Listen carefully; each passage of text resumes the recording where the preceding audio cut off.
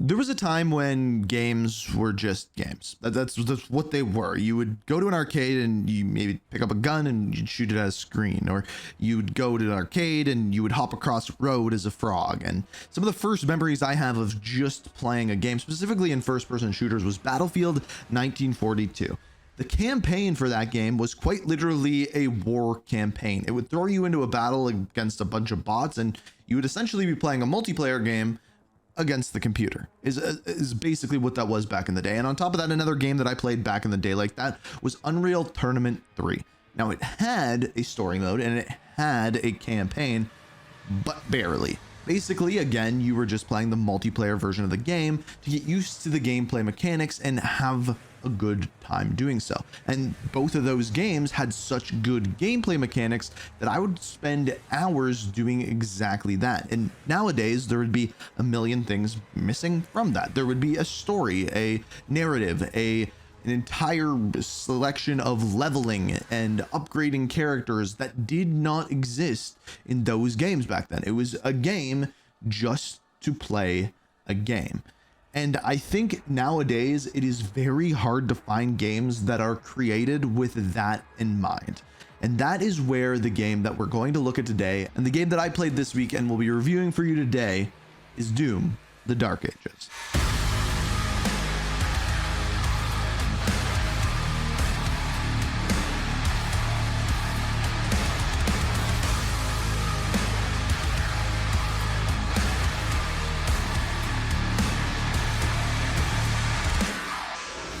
Now, I want to be clear, and I think I might have a minority opinion on this one. I think Doom: The Dark Ages is not a perfect game whatsoever. In fact, I think you could argue that it is not even a good game by modern standards. However, that's not what I think. I think it's actually a fabulous game that is missing so many elements of modern games, and even in comparison, modern Doom games, that it is insane. I'm going to give you my rating right away, and this is horrible for viewer retention, so please watch the rest of the video because I would like you to see how I get to this opinion. I would still give this game like a solid 7.8, even an 8 on a good day out of 10 for a game that is missing and doesn't do a lot correct. But what it does correct, oh my God, does it do correct. And that big thing is the gameplay. As far as Doom: The Dark Ages goes, it puts on a clinic for other games when it comes to gameplay. The way that weapons feel, the way that blocking feels, the way that finishing move feels are all absolutely incredible. Playing as the Slayer is exactly that. It feels like you are there to rip and tear and rip and tear, and that is exactly what you do over and over again. Now, I think I would have preferred maybe a little bit wider of a variety of enemies, but by the end of the game, which took me about 12 to 15 hours to complete, doing a good amount of the side content, you're used to all of the enemies, but it kind of works out because they just give you more of those enemies, and knowing when to block, how to block, and the best kind of weapons and attacks to use against them ends up working incredibly well. And as I mentioned, feels incredibly good. Doom is incredible when it comes to gameplay. Out of all the games that I've played so far this year and over the past few years, Doom: The Dark Ages is a game where I can say the gameplay is the best of the best. However, it falls short in certain areas, and I think where you're going to see a lot of people talk about this game, it is going to be in comparing to the previous two Doom games. Because if you don't know, they've essentially put out a trilogy at this point. You have Doom 2016, and then you have Doom Eternal, and then you have Doom: The Dark Ages. The order of the narrative doesn't go in that order, but we'll come back to the narrative in a minute. These games are all similar, but at the same time, very, very different. Doom 2016 was a game that was kind of like just grounded, down to earth Doom game, pretty basic, if you will. It kind of set the stage for what was yet to come. Doom Eternal was bombastic, wild, super fast paced, and people claim it to be the best Doom game of all time. I don't know, there's some argument to be had there, but it is super fast, super frenetic, and a very enjoyable game with, I think, the best music in the franchise by a long shot. And again, music is another thing that we're going to come back to. Now, then we have Doom: The Dark Ages. And this one makes you essentially just feel like a freaking tank compared to the other two games. It is grounded like the first game. It's a little bit faster paced than that though, but it's not as fast paced as Doom Eternal, but you also have defensive abilities which have never been seen before in Doom. And all of that put together creates the battle experience that you have with Doom the Dark Ages, which honestly, gameplay wise, is a 10 out of 10. I said on stream after we finished the game it was 11 out of 10, but that doesn't really exist. So I have to say it is a 10 out of 10. They nailed the gameplay. The gameplay is perfect, but they didn't nail some other things. And this is where I prefer video games to be, and this is kind of where I think the community as a whole will probably disagree with me. Doom is a game that never in the past had like story. Like it did, it had lore, but it didn't have like cutscenes and breakdowns and narrative. And there's a reason for that, because the Slayer, the character that you play as, essentially has zero personality. He is there and he feels one emotion. It is rage. He is there to rip and tear. He is there to destroy everything. And because of this, when a character has quite literally zero personality or zero character traits, what are they supposed to do with this character? Well, they found something to do with him in this game, and I'm going to avoid spoilers altogether, but what I will say is if you did play the game, there is one scene, one cutscene, and the way I can explain this without any spoilers is after the acid or after the lava, that's like the hint that I can give you. This scene, that scene where the scene right after that, incredible. As good as you can do with a character as no personality at all, they nailed it. That is the best scene in the entire game, but that's pretty much it. Like the rest of the story is super generic. You are a tool used by aliens. Eventually you gain some sort of sentience, you break out of it, and then you fight and you fight and you fight and you fight. And that is the story to stop the demons from hell. That's the story. That's it. That's it. That's really all there is to it. And they attempt to make really good cutscenes for it. And the cutscenes are decent, but there's only so much you can do with a story because, again, this game is purely based off of gameplay. And now, where I said earlier this game was going to be compared deeply to the previous Doom games, story-wise, it has the most story out of the games. They tried to do this with Doom Eternal and they've pushed further and further, but again, how do you build characters with absolutely no background? Like, well, they have background. Background is the wrong word. With absolutely no personality. It's very difficult to do so.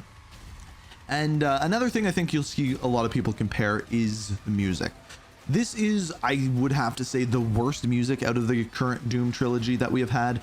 They have a new composer on this game compared to the other two, and it sucks to say, but he's just, whoever did it, I don't know, male, female, they're just not as good. They're just not as good as the previous game, especially Doom Eternal, which is missed because you'll get into big fights, and there was a couple times where I'm like, there should have been a music drop there. There was one cutscene in particular, specifically the mask. That's all I will say. When the mask happens, there should have been a way bigger music drop, and there was not. And I really think there was a bunch of missed opportunities there. And I think it came down to having a different composer, not being as good of a composer, and not knowing the material you're working with quite as well. Now, don't get me wrong, the music isn't bad. It's much better than most games, in fact. It's just no Doom Eternal, and I think half of what the game was in Doom Eternal was somehow the music, so it's missing on that front. Now, going back to gameplay, we talked about playing as the Slayer. The Slayer is perfect. I wouldn't really change anything about the gameplay. They found their gameplay loop as the Slayer, and they knocked it out of the park. But where that gameplay is a 10 out of 10, there's other parts of the gameplay that are like a 4 or a 5 out of 10. And that is when it comes to the other style of missions.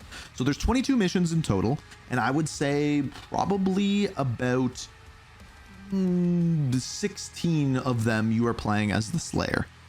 There's other missions. Number one, we're going to call them Pacific Rim missions. They are when you take control of a giant mech, and these missions are like a 5 out of 10 gameplay wise.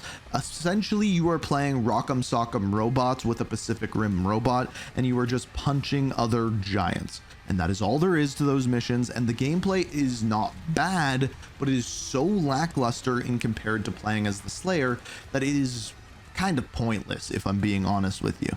And then there is the bad gameplay. This I give like a 3 or 4 out of 10, and that is the dragon. So there's this dragon that you ride as the Slayer, and essentially you just fly around and breathe fire on things, and I did not enjoy these missions at all. The gameplay of it was so bad compared to the rest of the gameplay of the game that every time the dragon came in and we're like, we're gonna have to go on the dragon, I'm like, do we have to?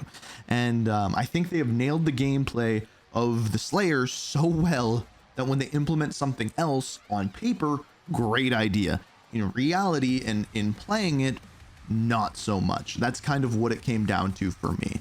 And because of that, those sections, those whatever it was, 6 to 8 missions where they were something different, I wished they weren't. I wished I was playing as the Slayer. And there were other elements that they implemented in the game that worked really, really well, and hence why the Slayer gameplay was so good. Like, for example, exploration. They marketed this game as having open world missions. They don't. They're not open world missions. They're bigger non-linear missions, but they're not open world missions.